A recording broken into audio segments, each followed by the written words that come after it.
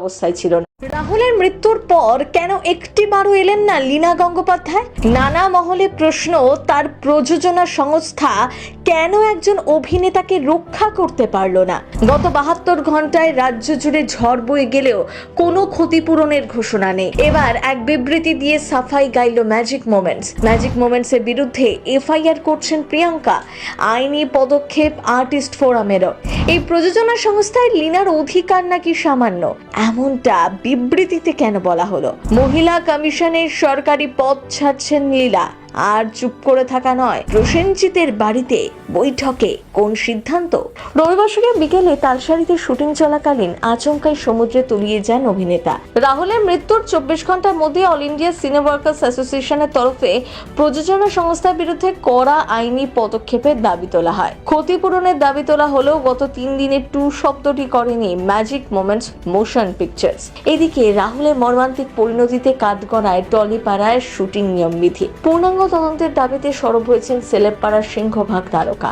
এই অবস্থা সূত্রে খবর, এবার প্রযোজনা সংস্থার বিরুদ্ধে এফআইআর করতে চলেছেন প্রিয়াঙ্কা। এরই মধ্যে এক বিবৃতি দিয়ে রীতিমতো সাফাই গাইল প্রযোজনা সংস্থা ম্যাজিক মোমেন্টস।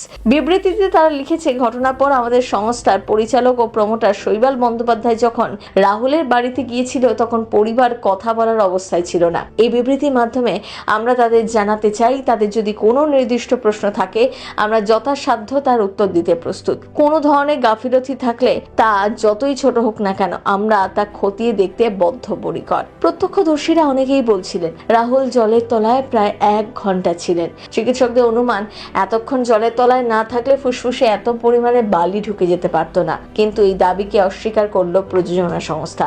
তারা লিখেছে, কিছু সংবাদ মাধ্যমে বলা হয়েছে তিনি 40 মিনিট থেকে 1 ঘন্টা পর্যন্ত জলের তলায় ছিলেন।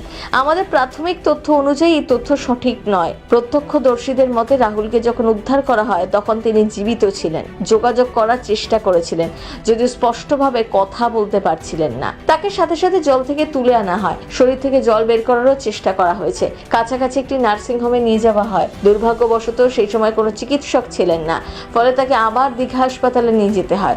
সেখানেই তাকে মৃত বলে ঘোষণা করা হয়। আমরা গভীরভাবে মর্মাহত এই ভেবে যে যদি প্রথম নার্সিং হোমে চিকিৎসক বা পর্যাপ্ত ব্যবস্থা থাকতো তাহলে হয়তো তার বেঁচে যাওয়ার সম্ভাবনা আরো বেশি থাকতো। অনেকেই বলছেন এই প্রযোজনা সংস্থা লীনা গঙ্গোপাধ্যায়। এই বিষয়ে প্রযোজনা সংস্থা মুখ খোলে। তাদের দাবি, আমরা জানাতে চাই লীনা 2010 সাল থেকে এই সংস্থার তরফে লেখক ও সৃজনশীল প্রধান হিসেবে যুক্ত। 2011 সালে তিনি বোর্ডে যোগ দেন, তবে তিনি প্রমোটার বা প্রশাসনিক দায়িত্বে নেই। শুধু তাই নয়, পশ্চিমবঙ্গ মহিলা কমিশনের চেয়ারপারসনের পদ ছাড়ার সিদ্ধান্ত লীনার। রাহুল অরুণোদয় বন্দ্যোপাধ্যায়ের মৃত্যুর পর তদন্ত যাতে নিরপেক্ষ হয় সেই কারণেই এমন সিদ্ধান্ত, দাবি প্রযোজনা সংস্থায়। পরিস্থিতি আরো যেন জটিল। কোনো রকম ক্ষতিপূরণের কিন্তু ঘোষণা করলো না ম্যাজিক মোমেন্টস, খালি নিজেদের ঘাড় থেকে দায় সরানোর চেষ্টা, এমনটাই বলছে ওয়াকিবহাল মহল। এই বিবৃতিতে অনেকেই বলছেন এমনটা। আর্টিস্ট ফোরামের পক্ষ থেকে বলা হবে প্রযোজনা সংস্থাকে জবাবদিহি করতে না পারলে প্রযোজনা সংস্থার সাথে আর্টিস্ট ফোরামের